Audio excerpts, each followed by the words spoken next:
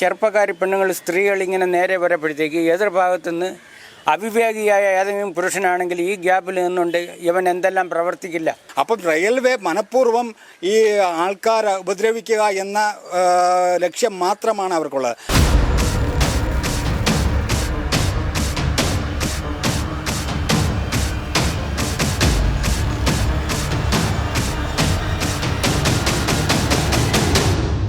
Chirayinkeezhu railway സ്റ്റേഷന്റെ തെക്ക് വശം യാത്രക്കാർക്ക് സുരക്ഷിതമായി സ്കൂളിന് മുൻവശത്തുകൂടി കാൽനടയായി യാത്ര ചെയ്യാമായിരുന്ന വഴിയുടെ ഒരു ഭാഗം വേലി കെട്ടിയടച്ചത് സ്കൂൾ കുട്ടികൾക്കും യാത്രക്കാർക്കും ഒരുപോലെ ബുദ്ധിമുട്ടുളവാകുന്നു.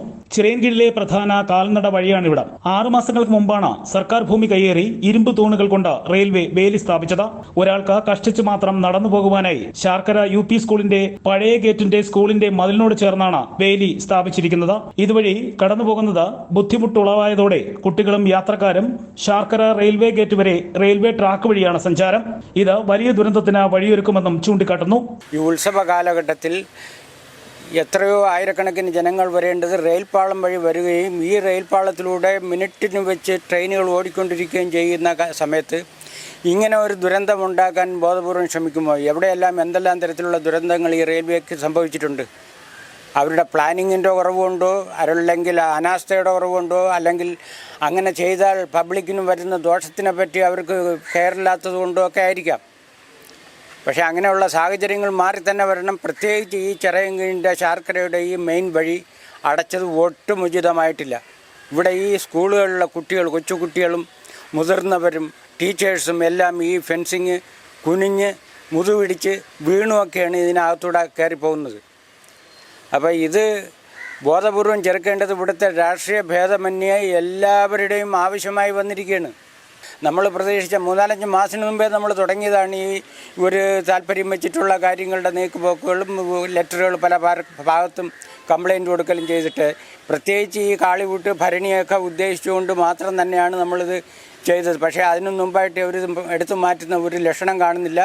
ഇത് വളരെയധികം പ്രശ്നങ്ങളുണ്ടാകും. ഉത്സവ സമയത്ത് പ്രത്യേകിച്ച് ട്രെയിൻ ട്രാക്കിലൂടെ സഞ്ചരിക്കുന്ന ദൂരസ്ഥലത്തു നിന്ന് വരുന്ന ബസ്സിലും ട്രെയിനിലുമായിട്ട് വന്നിറങ്ങുന്ന പാസഞ്ചേഴ്സ് ട്രാക്കിലൂടെ പോകുമ്പം ദുരന്തങ്ങളുണ്ടാവാൻ സാധ്യതയുണ്ടെന്ന് മുൻകൂട്ടി കണ്ട് മാസങ്ങൾക്ക് മുമ്പ് നമ്മളിവിടെ ചിറയൻകീഴ് വാസികൾ ഇതിനെപ്പറ്റിയൊക്കെ വളരെ രൂഢമൂലമായിട്ടുമൊക്കെ സംസാരിച്ചിരുന്നു. പക്ഷേ അതിനൊന്നും റിയാക്ഷൻ കാണുന്നില്ല. ഇവിടെ ഈ വഴി ഇപ്പം ഇങ്ങനെ കൊടുത്തിരിക്കുന്നത് ഇതിൽ പ്രത്യേകമായിട്ട് നോട്ട് ചെയ്യേണ്ട ഒരു സ്ത്രീ ഒരു ദിവസം എൻ്റെ അടുത്ത് സംസാരിക്കുകയുണ്ടായി. നമ്മൾ ചെറുപ്പക്കാരി പെണ്ണുങ്ങൾ സ്ത്രീകൾ ഇങ്ങനെ നേരെ വരുമ്പോഴത്തേക്ക് എതിർഭാഗത്തുനിന്ന് അവിവേകിയായ ഏതെങ്കിലും പുരുഷനാണെങ്കിൽ ഈ ഗ്യാപ്പിൽ നിന്നുകൊണ്ട് ഇവൻ എന്തെല്ലാം പ്രവർത്തിക്കില്ല. ഇതൊക്കെ ചെറിയ ചെറിയ കാര്യങ്ങൾ നമ്മൾ മൈൻഡ് ചെയ്യണം. അപ്പോൾ ഈ തരത്തിലുള്ളൊരു വഴി പബ്ലിക്കിന് വേണ്ടി വിട്ടുകൊടുത്ത റെയിൽവേയുടെ നടപടി അധിക്ഷേപാർഹമാണ്. ഇത് ഇമ്മീഡിയറ്റായിട്ട് ഇതിവിടെ നിന്ന് അഴിച്ചു മാറ്റണം. റെയിൽവേ സ്റ്റേഷൻ, ബസ് സ്റ്റാൻഡ്, സ്കൂളുകൾ, എഞ്ചിനീയറിംഗ് കോളേജ്, മറ്റ് ദേശങ്ങളിൽ നിന്നും ശാർക്കരയിലേക്ക് വരുന്ന ഭക്തജനങ്ങൾക്കും ഈ വഴിയായിരുന്നു ആശ്രയം. ഇത് സംബന്ധിച്ച കടകം സ്വദേശി ബാലു കേന്ദ്രമന്ത്രി മുരളീധരനും ആറ്റിങ്ങൽ MP അടൂർ പ്രകാശിനും നവകേരള സദസ്സിൽ വെച്ച് മുഖ്യമന്ത്രിക്കും പരാതി നൽകിയെങ്കിലും യാതൊരു നടപടിയും സ്വീകരിച്ചില്ലെന്നും പറയുന്നു. ഈ കഴിഞ്ഞ 6 മാസക്കാലങ്ങൾക്ക് മുമ്പാണ് ഈ വേലി ഇവിടെ സ്ഥാപിതമാകുന്നത്. അതെന്ന് പറഞ്ഞാൽ റെയിൽവേയുടെ എഞ്ചിനീയറിംഗ് വിഭാഗത്തിൻ്റെ ഹെഡായിട്ടുള്ള ഒരു മിൻഡോ ജോസഫ് എന്ന് പറയുന്ന ആളാണ് ഇവിടെ വന്നിട്ട് ഈ അനധികൃതമായിട്ടുള്ള വേലി ഇവിടെ സ്ഥാപിച്ചിട്ടുള്ളത്. ഇത് റെയിൽവേയുടെ ഭൂമിയല്ല.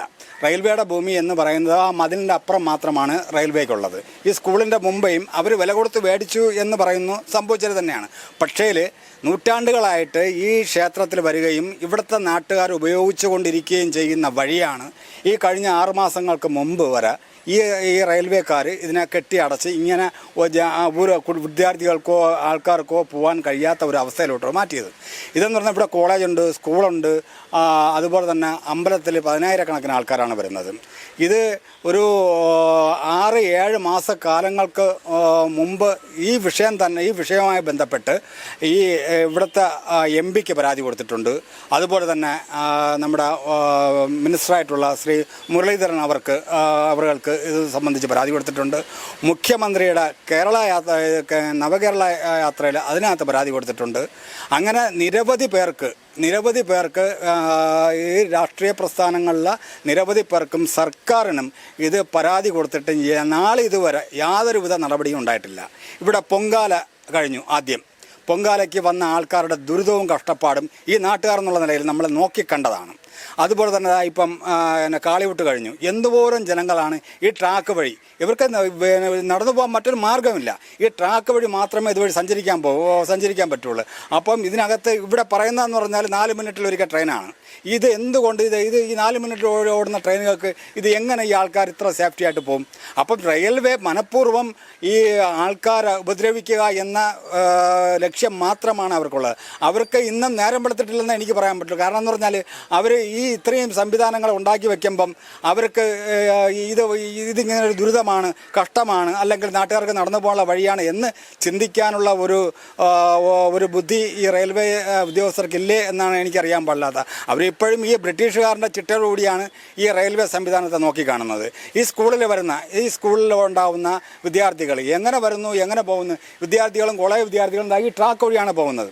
നമ്മളത് കണ്ടു കഴിഞ്ഞാൽ നമുക്ക് തന്നെ പേടിയാണ്. ഇവിടെ തന്നെ അവർക്ക് ആവശ്യമുള്ള സ്ഥലമുണ്ട്.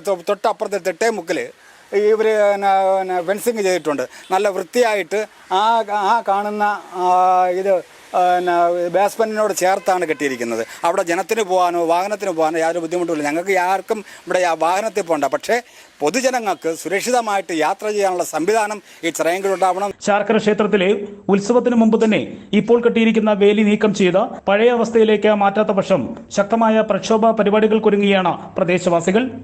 ഭാരത് വിഷൻ, ചിറയൻകീഴ്.